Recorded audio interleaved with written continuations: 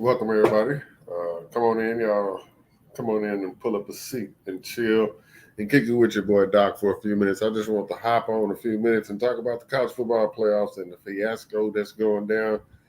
A lot of people seem to be in their feelings about Alabama making the playoffs, but here's the thing: it's always been decided by a committee. It's always been left up to the voters. If you go look back to the game that we grew up on, you know, if you're above the age of 35, you remember the bowl games and how much it meant every day to wake up on New Year's Day and have the Cotton Bowl, the Rose Bowl, Sugar Bowl, Orange Bowl, Fiesta Bowl, Citrus Bowl, all these different bowl games going, and you just flip the channel and you just basically had a smorgasbord of football to go on throughout the day.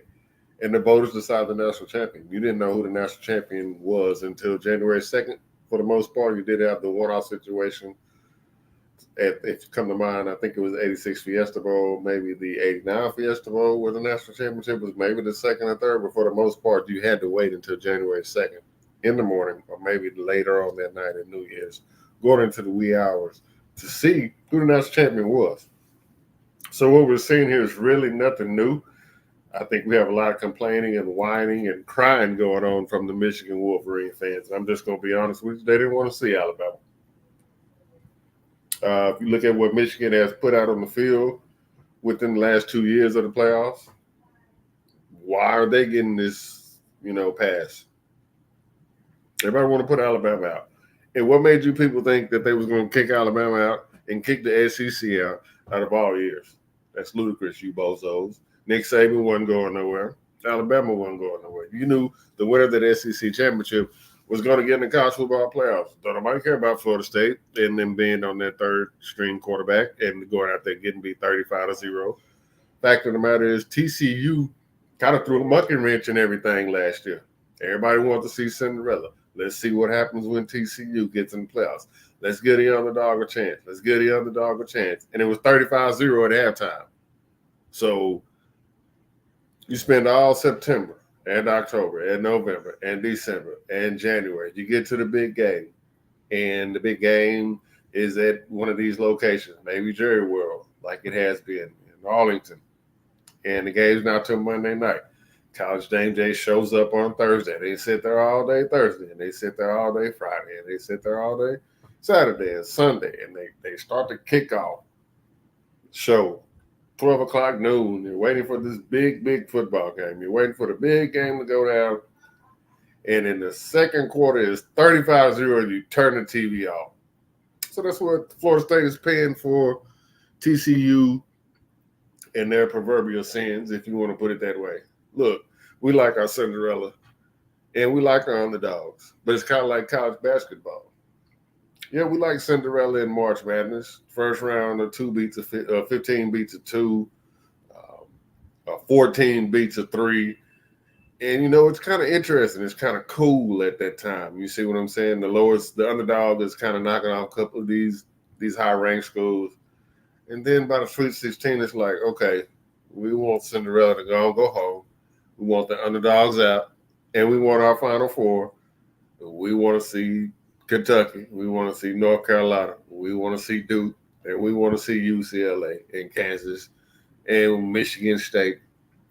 And so on and so on. You get what I'm saying? We want our blue bloods to represent the championship. And to be honest, I don't care how you put it.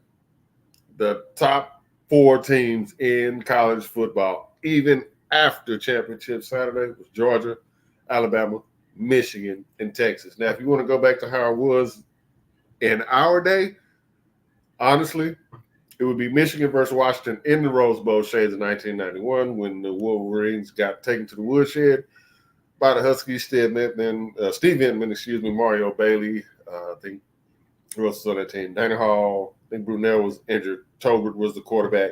Anyways, they shut down Desmond Howard and Elvis Gerback. It was a blowout. But, yeah, if you want to go back to what it's actually supposed to look like, we would have Michigan and Washington for the national championship Rose Bowl, probably about 3:30, and that would be it.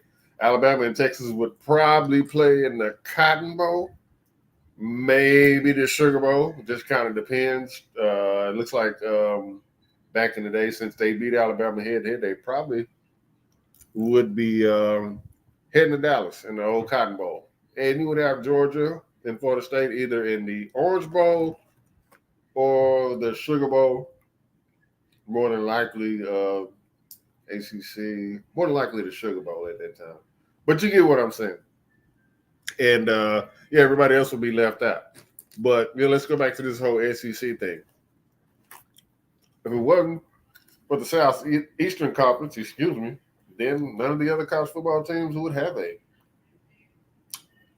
championship.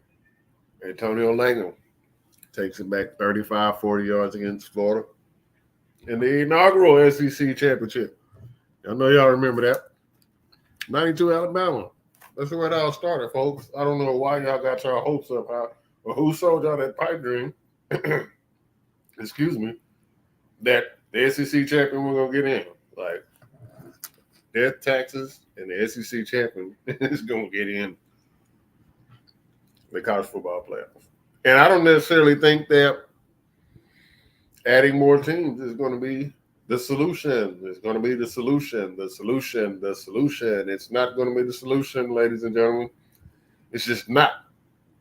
So what we're going to have as a situation is that you're going to allow 12 teams to get in, but you can rest assured there's going to be a 13 or a 14 that's going to be like, hey, we got a hold of somebody in that top 12, and you got them in the playoffs.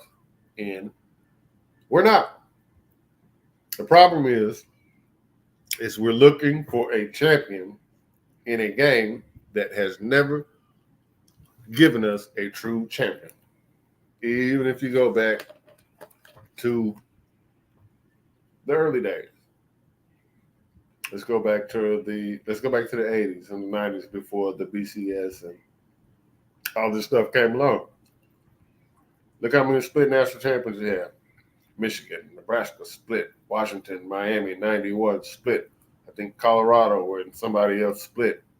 Can't remember. But yeah, we've had a lot of splits. 2003, I think it was USC, LSU split. There's always been controversy. It was always left up to the voters. So why are you mad? Because it's left up to the voters and the powers to be, if you want to say, when it comes to the SEC. If anybody needs to be kicked out, it needs to be Michigan.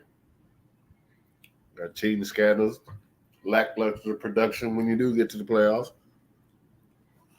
It's part your fault Florida State ain't in it this year. Because if you'd have handled business last year against TCU, we probably wouldn't have got 35 and nothing at halftime. So what does that really say about Michigan? You know what I mean? That's where I'm going with this. But yeah, bottom line is leave the March Madness to CBS and Jim Nantz, who is no longer calling. I think he retired. But yeah, leave CBS and leave the Cinderella to March Madness and the bracket busters. I want my football to be competitive. I don't want to turn it off at halftime when it's 35-0. They lost a lot of money with that last year. They really, really did. Best thing for the NCAA last year would have had Ohio State play TCU and Georgia versus Michigan and see if Ohio State can handle TCU, have Michigan and Georgia duke it out. Georgia probably wins. And have Georgia and Ohio State decide the national championship. That was the best thing that could happen for college football last year. But due to Ohio State not being able to handle business in the big one, Michigan takes it on home. And they get embarrassed by TCU, quite frankly. So that's it. That's what we got. That's where we are with these things. But yeah, it's not that you're necessarily upset with the SEC. Matter of fact, a lot of you boys Texas fans. So at the end of the day, if you want to be technical, you still got two SEC teams in there. And the cream is still going to rise to the top. Watch what I tell you. Mark my words. Today is December 7th, 2023. It's 7:25 p.m. I'm going to run a show again next year. December 7th, 2024. Good Lord say the same. All the good health and all the good spirits. I'm going to run the same show. And I guarantee you, you have more SEC teams in the 12-team playoff than a little bit. You're mad about 2, wait till you get 4. And the cream always rises to the top. You think if they had 12 teams this year, it wouldn't be Georgia, Alabama? You tripping. You're not really mad at the SEC. You're mad at the system. You're mad at how it was never designed to give us a true champion. That's what I got. Y'all enjoy the NBA tournament, play-in, all that good stuff. Just on Sports Show. I know it's been a minute. Y'all share this video. Y'all like this video. Y'all subscribe to this video. Y'all take it easy. We'll holla.